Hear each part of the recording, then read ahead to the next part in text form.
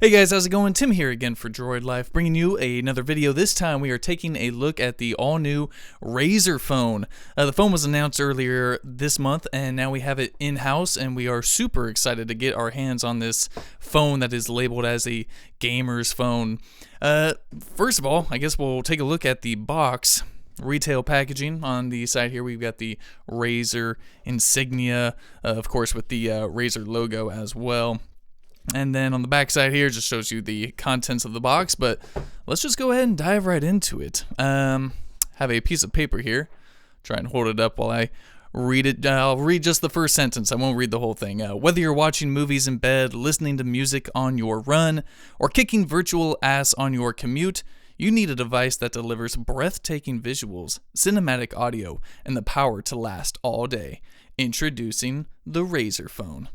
So, definitely a nice little touch here. I mean, you can tell that Razer, I think, put a lot of effort into the creation of this device. You know, the specs that they were going to include, and pretty much the overall experience that one was going to get from their first kind of Android smartphone. I will say, you can't really get the phone out too well here. I do have a piece of plastic. Oh, there we go. Piece of plastic I can pull on.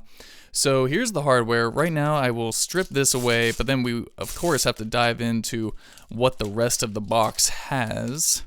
And ooh, there's the phone. I can tell you right off the bat that it is big and it is heavy. All right, so let's just go ahead. We can turn it on here, and then I'll set it aside.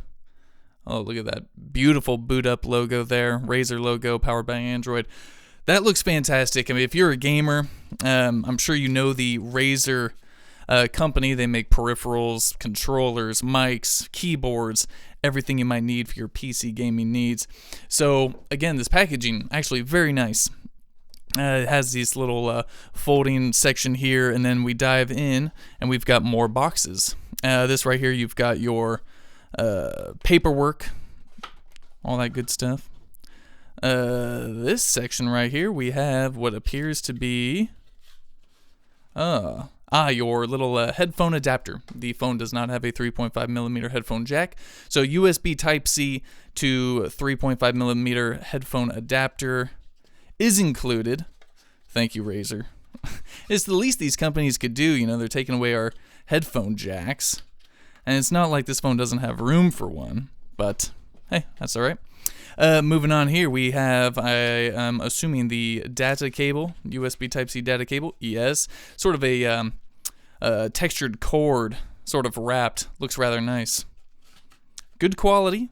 Feels like good quality, at least. We'll have to find out, though. Okay. I'm trying to make everything look just as nice as how it was shipped. But when you've got so many little pieces, odds and ends, it's kind of hard to do that. There we go.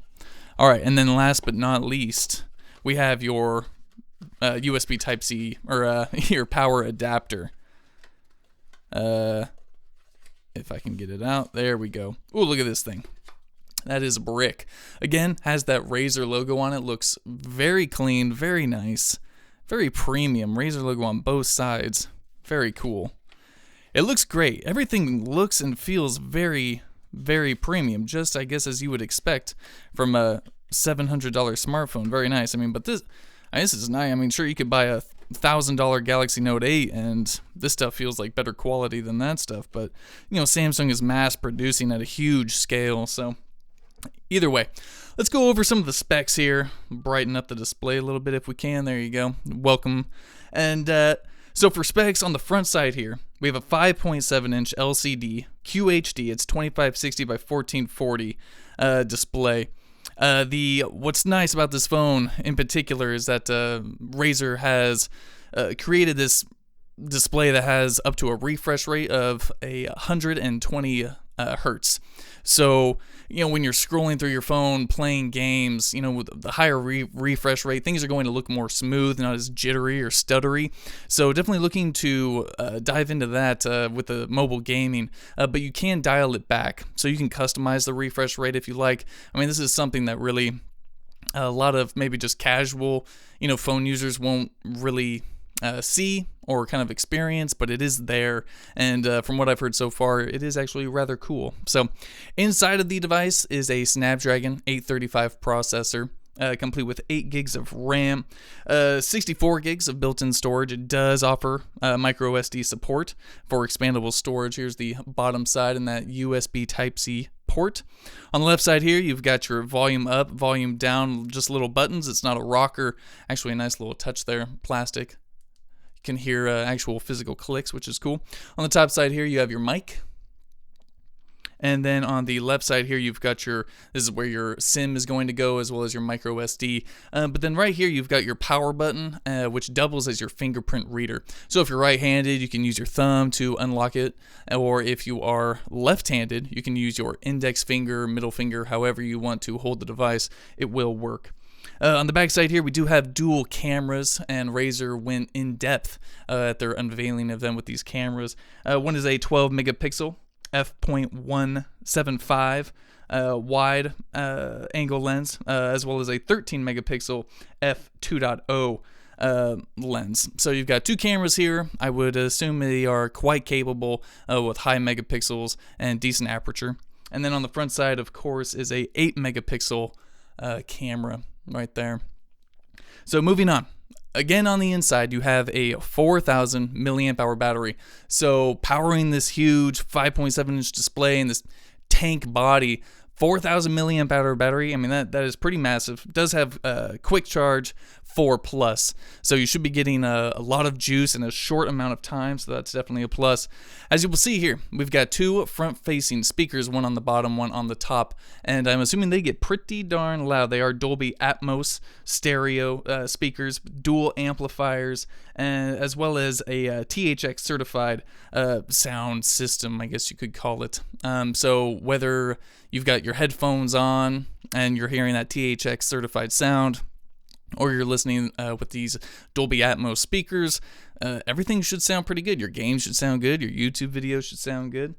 Other specs include Bluetooth 4.2, does have NFC, and of course it is available for carriers such as AT&T, T-Mobile, unlocked. So unlocked GSM carriers, if you're on Verizon, don't think it's going to work for you. I'm very sorry about that.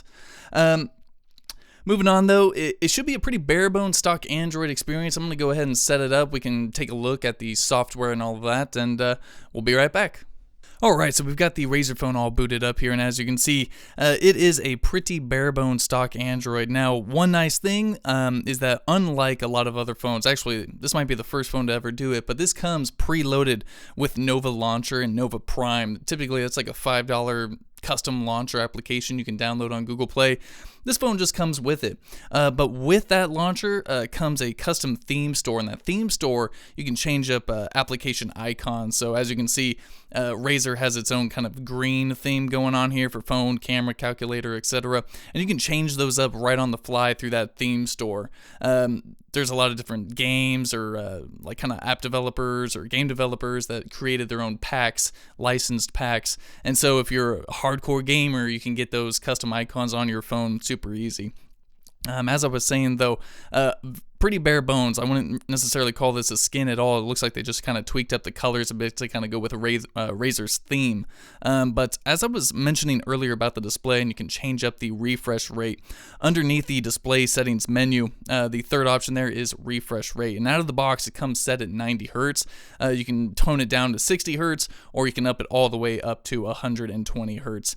And I mean, to my eye, it doesn't really necessarily change much. I mean, of course, everything seems smooth, but I haven't opened up any applications or done any web browsing or anything like that, so that's something we're definitely going to be testing out. But as I was talking about, these front-facing speakers do have Dolby Sound, so Dolby Atmos. So if you dive into here, you can change up sort of the EQ, the quality filter that's being toggled. So if you're playing a game, you can switch to game.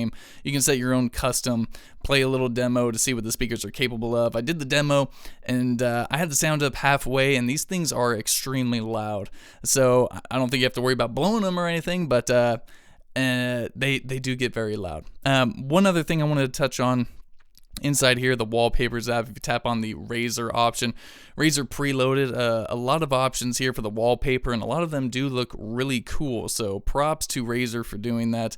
I'm a big wallpaper guy, so anytime that there's a really neat wallpaper I can use, I'm always for it. So here it is. The phone costs $6.99, is up for order right now in the US. If you are interested, you have any questions or comments about the Razer phone, feel free to drop them down in the comments below. Be on the lookout for a full review, tips and tricks, all that fun stuff coming later down the road. And until then, we're Droid Life.